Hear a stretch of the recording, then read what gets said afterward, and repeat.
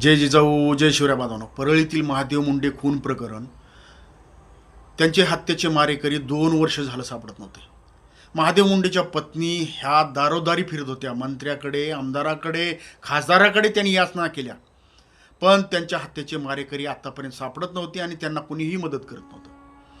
प्रत्येकाच्या घरी जाऊन याचना केल्या, हात जोडले, तरीही त्यांना कुठे मदत मिळाली नाही. त्यांनी मनोजदादा जरांगे पाटलाकडे मदतीचा हात मागितला आणि मनोजदादा जरांगे पाटील मदतीला धावून आले आणि त्यांच्या प्रकरणामध्ये आज 2 आरोपीची नार्को टेस्ट आणि ब्रेन मॅपिंग झालेली आहे.